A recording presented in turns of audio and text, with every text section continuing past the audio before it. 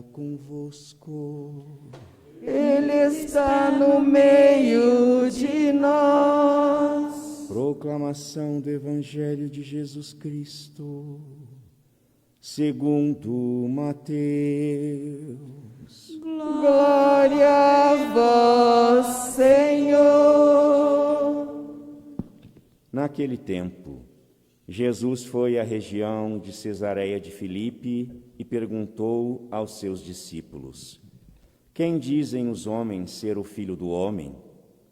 Eles responderam: Alguns dizem que é João Batista, outros que é Elias, outros ainda que é Jeremias ou algum dos profetas.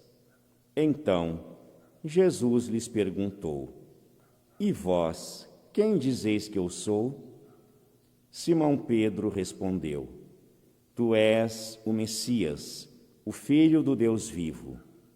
Respondendo, Jesus lhe disse: Feliz és tu, Simão, filho de Jonas, porque não foi um ser humano que te revelou isso, mas o meu Pai que está no céu.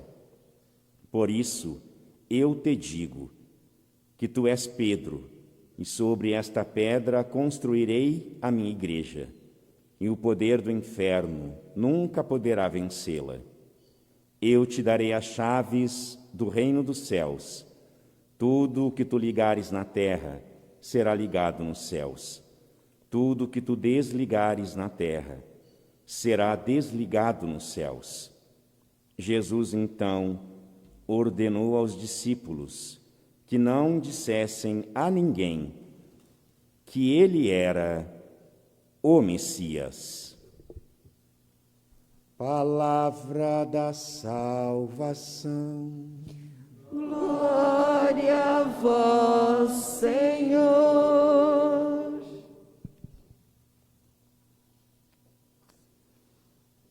Que as palavras do Santo Evangelho perdoem os nossos pecados. Amém.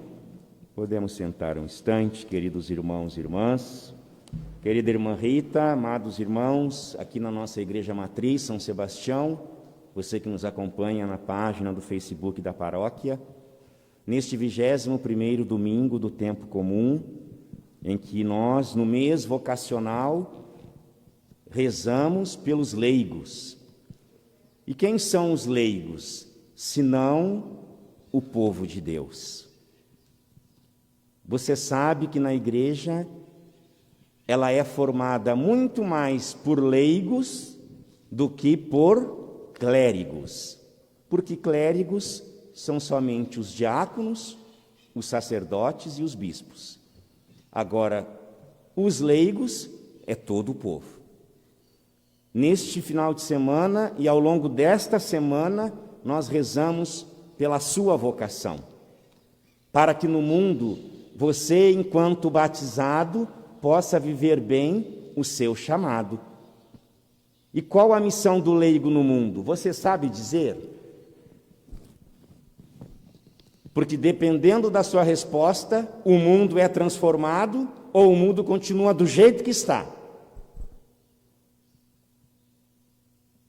Você sabe dizer qual é a sua missão? Sim ou não? Se você disser que sim, o padre vai aí e pergunta para você dar a resposta. Se você disser que não, eu estava até com saudade disso. Se você disser que não, o padre explica. O que você prefere? O padre explica. Oh, como é bom poder ouvir essa resposta. O padre explica, então. Queridos irmãos e irmãs, quando o padre pergunta se você sabe qual a sua missão de leigo no mundo, o centro da liturgia hoje nos ensina. Não somente o clero, os ministros ordenados, mas também os leigos neste mundo têm como missão ser igreja. Ser igreja. Essa é a missão de vocês. Como também é a missão do padre. Mas esse final de semana é para vocês. Ser igreja. E o que significa ser igreja?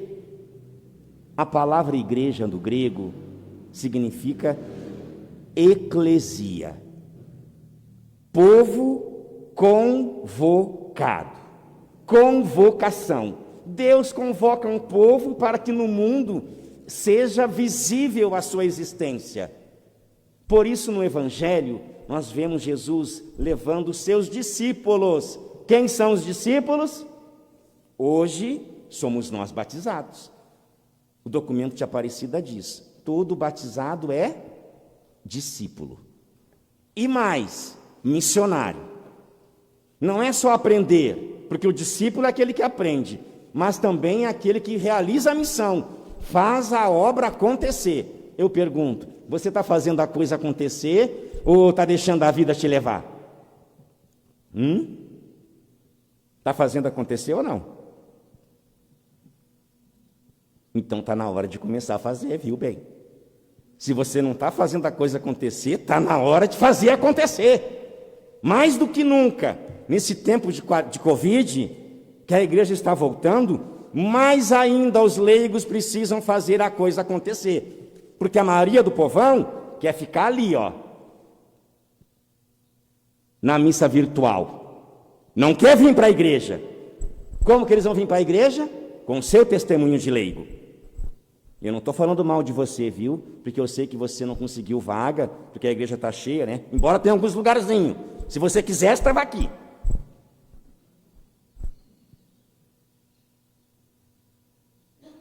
Nós temos que fazer a coisa acontecer.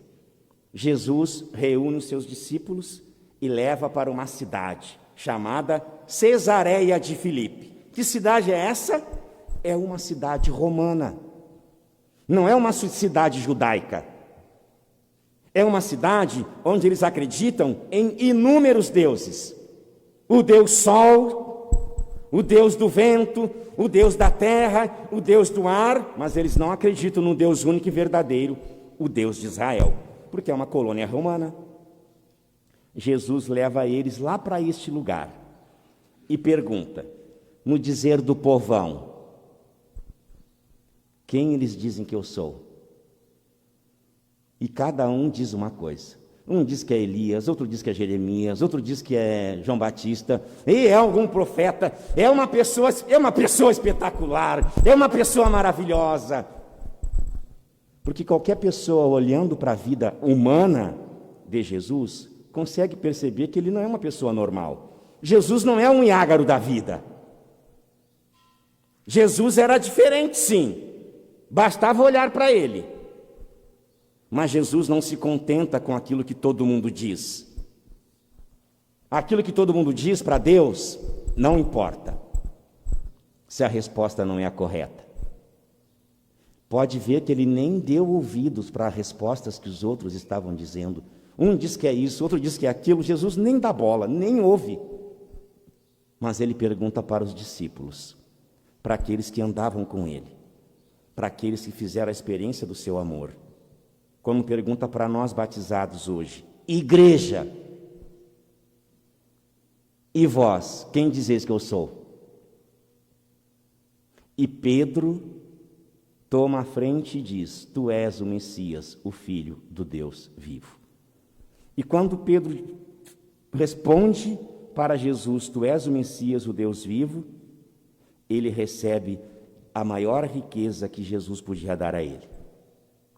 Feliz és tu, Simão, filho de Jonas, porque não foi a carne nem o sangue que te revelou isso. Não foi um homem, mas foi o próprio Pai do céu que te revelou. Por isso, tu serás chamado Pedro, e sobre esta pedra edificarei a minha igreja. Em virtude da resposta de Pedro, nós podemos entender aquilo que de fato é a igreja. Eu não sei se você já parou para pensar, mas a Igreja Católica, ela possui duas dimensões. Ela possui a dimensão terrena e a dimensão celeste.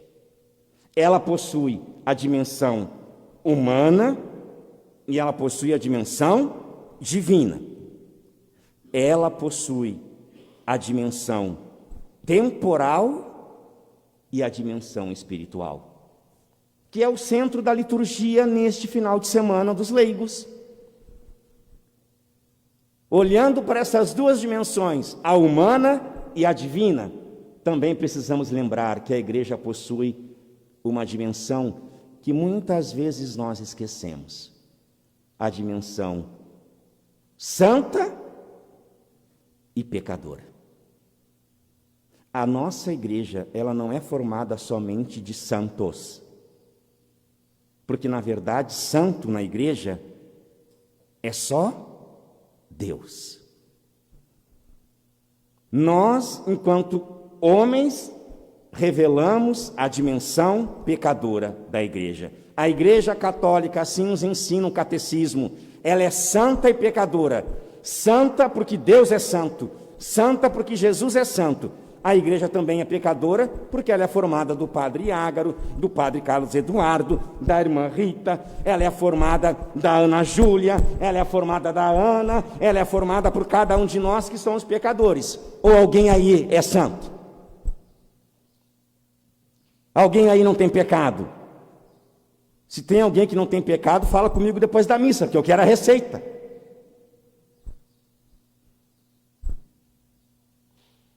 Nessas duas dimensões, nós vemos também a pessoa de Jesus. Você sabe que Jesus é santo, porque Ele é Deus.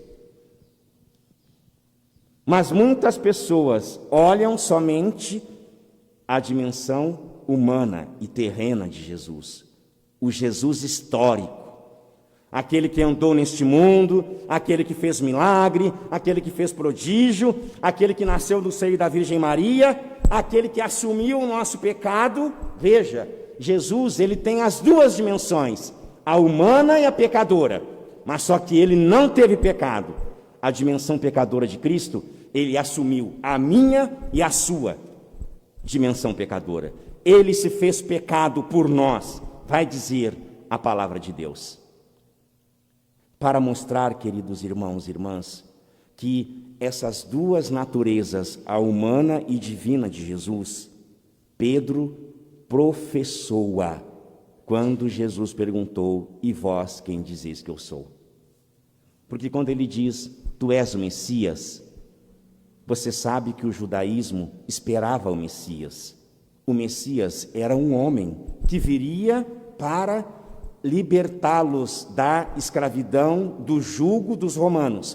Era um homem que viria para salvar. Quando Pedro diz: tu és o Messias, ele está dizendo a dimensão humana de Cristo, a sua natureza humana. Mas logo depois ele diz: o Filho do Deus vivo, e professa a divindade de Jesus. Eu pergunto: quem é Jesus para você?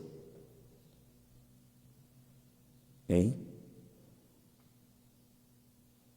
Ele é só o curandeiro, que se você está com dor de barriga, ele cura a tua dor de barriga?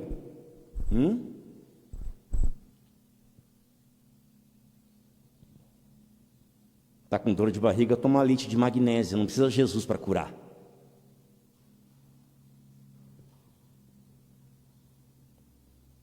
Porque Jesus, ele não veio aqui para curar a doença. Jesus não veio para libertar da injustiça social. Ele até pode fazer isso, mas Jesus veio ao mundo para nos dar o céu. Por isso ele vai dizer: tu és Pedro, e sobre esta pedra edificarei a minha igreja, e o poder do inferno nunca poderá vencê-la. Você consegue entender qual é o teu poder, leigo? Você consegue entender qual é o teu poder enquanto igreja? Você sabia que o poder do inferno, que o demônio, não pode vencer quando a igreja está reunida? Veja a importância de nós virmos à igreja, de sermos igreja, de acreditarmos em Jesus. Não tem mal que nos possa vencer se nós estamos na igreja, e na igreja de Jesus, porque é dentro da igreja que nós vamos chegar ao céu. Não é por acaso que Jesus vai dizer para Pedro: tu és Pedro, sobre esta pedra edificarei a minha igreja, e eu te darei o quê? As chaves do reino dos céus. A chave do reino dos céus, irmãos, são duas. Duas. Se você olhar para o brasão, a heráldica, para a heráldica da Igreja Católica, heráldica é a ciência que estuda os brasões das armas e os escudos. Se você olhar o brasão da Igreja Católica, tem duas chaves cruzadas. Uma chave dourada e uma chave prateada. A chave dourada mostra o poder espiritual, o poder divino, o poder celeste da igreja. A chave prateada mostra o poder temporal, o poder humano da igreja. Porque a Igreja Católica, ela possui o poder divino e o poder terreno na vida daqueles que estão dentro da sua igreja. Jesus vai dizer: tudo que você ligar na terra será ligado no céu, desligar na terra, desligado no céu. Quando eu ligo na terra, isso significa que tudo aquilo que eu tenho de realidade humana, ligar na terra é dizer: nós estamos presos às realidades terrenas. Desligar na terra significa: eu já não estou mais preso nas realidades terrenas. Eu estou ligado com as coisas celestes.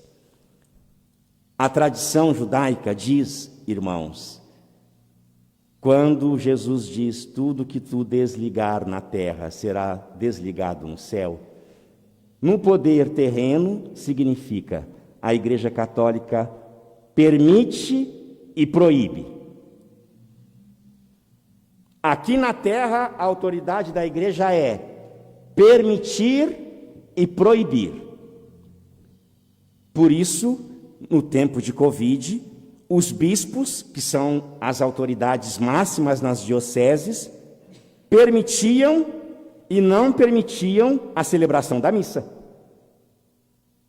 Permitiam e não permitiam a abertura das igrejas. Esse é o poder terreno, que é a chave de prata que manda. Permite, não permite. Agora, o poder da chave de ouro não é permite e não permite. A espiritualidade cristã diz: a chave de ouro, que é a chave do céu, significa absolve ou condena. É diferente. O poder divino não é permitir e não permitir, é condenar e absolver. São coisas diferentes. Quando que a igreja condena ou absolve, irmãos? De modo especial, quando eu vou buscar o sacramento da confissão. Quando Jesus diz: o poder do inferno nunca poderá vencê-la, ele está dizendo: o pecado é o que nos conduz para o inferno. O poder do inferno, ele está na alma que não se arrepende, que não se confessa, que não vai à igreja pedir o perdão e fica ligado na terra. Porque o efeito é o contrário. Se a igreja não desliga, você continua com o pecado. A igreja tem que desligar. Você precisa confessar para que o teu pecado seja desligado do céu. Porque se você não confessa, você fica ligado com o pecado. Duas chavezinhas que podem mudar a nossa vida. O padre trouxe essas duas chavezinhas só como exemplo. Porque eu não sei se você prestou atenção na primeira leitura, quando o profeta Isaías vai trazer a substituição do mordomo do palácio real. Sobna é o nome do administrador do palácio. E o contexto histórico é esse. Sobna, ele era um estrangeiro, responsável, ele era o prefeito do palácio de Israel. E para o povo de Israel, como que podia um estrangeiro estar cuidando do palácio do rei, da casa mais importante judaica? Para o judeu, isso não era permitido. O que Deus faz por meio do profeta Isaías? Vai dizer a Sobna, o mordomo: você será destituído do teu poder, e eu colocarei o meu servo, Eliaquim. E Eliaquim significa aquele que Deus elevou, aquele que Deus colocou no poder. Eliaquim é o israelita de verdade que tomaria conta do palácio como deveria tomar. Irmãos, quando nós, enquanto leigos, não realizarmos a nossa missão como devemos realizar, saiba, Deus, Ele nos tira da nossa função. Quando eu não desenvolvo o meu trabalho dignamente, Deus me substitui por uma pessoa que Ele quer. E a pessoa que Ele quer é sempre aquela pessoa que obedece à sua vontade, faz o seu querer. Sobna não fazia a vontade de Deus, porque ele não conhecia aquilo que Deus queria, porque ele era estrangeiro, ele não era judeu. Deus colocou Eliaquim, o homem segundo o seu coração, e a palavra vai dizer que Deus o revestiu com a sua túnica, que colocou nele a sua faixa e colocou nas suas mãos toda a sua autoridade. E ele levaria nos ombros as chaves da casa de Davi. Ele abrirá e ninguém conseguirá fechar. Ele fechará e ninguém conseguirá abrir. Porque aquele homem que Deus deu autoridade, esta autoridade que Deus deu, ninguém lhe tira, até que Deus queira que saia. Veja, na primeira leitura, Deus também daria as chaves. Eu colocarei nos seus ombros. Para nós entendermos que a chave dos palácios da antiguidade não era duas chavezinhas assim. Se você olhar e pesquisar, você vai ver que as chaves dos palácios antigos eram chaves de 1 metro, 2 metros de comprimento. Não eram chavezinhas pequenas. Por isso, o mordomo, ele tinha que carregar a chave nos ombros. A chave pesava sobre os seus ombros, para que ele pudesse verdadeiramente cumprir com a sua missão. Muita gente não dá valor à função dos porteiros nos prédios, os porteiros nos edifícios, nos locais públicos, mas saiba, a pessoa que exerce a função de porteiro, de cuidar da porta, esta pessoa tem uma alta responsabilidade, porque ali, ele sendo porteiro, ele é que deixa entrar e deixa sair. O porteiro não deixa entrar qualquer um. Quando nós vamos num prédio, o que o porteiro pede? Te identifica. Dá a carteira de identidade aqui, deixa eu ver quem é você, porque senão você não entra no prédio. A missão do povo da acolhida lá na igreja, saiba, viu? A sua missão não é insignificante, a turma da acolhida. Porque você que é o cartão de visita da igreja. 2 chaves, que não eram pequenas, desse tamaninho, eram bem grandes. Porque as chaves pequenas, pode saber, na igreja e fora da igreja, elas levam as pessoas a se perderem. Vocês já ouviram falar da síndrome do pequeno poder? Quer conhecer alguém? Dá uma chave para ela e diz, cuida da porta da igreja para mim. Você deu esse poder para a pessoa, você vai conhecê-la de verdade. Ela de boazinha, ela passa a ser terrível. Ela de humilde passa a ser arrogante. Porque ela se sente dona da igreja só porque recebeu a chave. A síndrome do pequeno poder. Agora só entra aqui quem eu quero. Nem o padre entra. Nem a irmã entra. A síndrome do pequeno poder.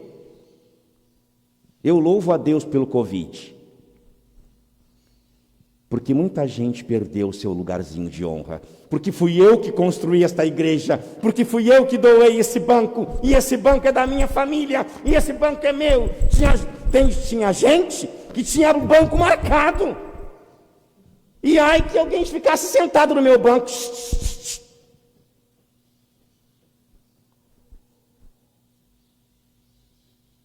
Isso para a gente não falar das pastorais. A pastoral do batismo, a pastoral da acolhida, a pastoral dos jovens, a pastoral da música, a pastoral disso, daquilo, aquilo outro. Porque tem gente que está 50 euros na pastoral da juventude, mas você tem que estar coordenando é a pastoral da terceira idade. Desocupa a moita, fia. Você já passou da juventude. Mas é a síndrome do pequeno poder. Eu não posso perder. Se eu perder esse cargo, nossa, eu não sei que eu sei daí de mim. Mas você vai ser a mesma pessoa amada por Deus. Deus não te ama por causa do teu cargo, viu? E o dia que você deixar esse cargo, pode saber, essa pastoral vai deslanchar, porque é você que está travancando tudo. Deixemos que a síndrome do pequeno poder hoje seja destruído, para que nós possamos viver aquilo que Deus quer, aquilo que Deus revela, como a segunda leitura nos diz. Os mistérios de Deus, eles são insondáveis. Ninguém consegue perscrutar o projeto de Deus, mas é Jesus que revela a cada um de nós o seu projeto de amor, porque Ele é verdadeiramente o Senhor da glória. Tudo é dele, tudo é por ele, tudo é para ele. O trabalho do leigo na igreja não é para o padre, viu? Você não trabalha para o padre Carlos Eduardo, você não trabalha para a irmã Rita. Por isso, pense duas vezes quando o padre pede uma coisa para você, pense duas vezes antes de dizer o teu não, porque não é para o padre, viu? Porque o padre Du amanhã vai embora. E já demorou. A irmã Rita amanhã vai embora. E já demorou. Mas Deus continua. Quando você diz não para eles, você diz não para Deus. E aí, como é que fica?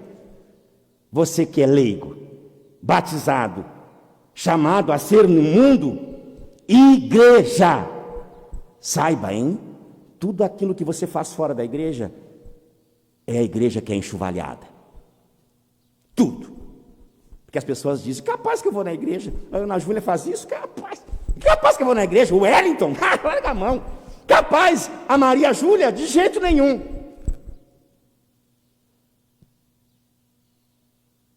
Porque as pessoas não querem saber, eles não veem a pessoa, eles veem a instituição. A mesma coisa a nós, padres. Vocês acham que as pessoas veem o padre? Olha só o exemplo claro, a situação do Padre Roger, do Pai Eterno, que é algo público, e se pode falar, porque tem coisa que a pública não pode falar, né? Porque senão o padre é expurgado. Vamos pegar o Padre Roger, que é melhor. Não se sabe se é verdade, se não é, mas está lá. Aí, quem que é exposto? A igreja. Eles não falam Roger, eles falam o Padre Roger, da Basílica do Divino Pai Eterno. É a igreja católica. É isso. Nós, enquanto leigos, temos que entender. Quando eu e você fizemos algo de errado lá fora, eles não vão olhar para você. Eles vão dizer, olha lá, viu? Vai na missa todo domingo. Ainda agenda. Agenda um mês antes. Um mês inteiro, já faz agendamento. Que nós possamos hoje, iluminados pela palavra de Deus, deixar cair por terra tudo aquilo que nos destrói, para que a palavra de Jesus se cumpra em nós, dentro da igreja. O poder do inferno nunca poderá vencer aqueles que estão dentro da igreja. Apesar de nós, a igreja nunca será destruída. Mas para isso, eu e você precisamos responder o que Jesus perguntou aos discípulos: e vós, quem dizeis que eu sou? Louvado seja nosso Senhor Jesus Cristo. Para sempre seja louvado. Nos coloquemos em pé e juntos professemos a nossa fé.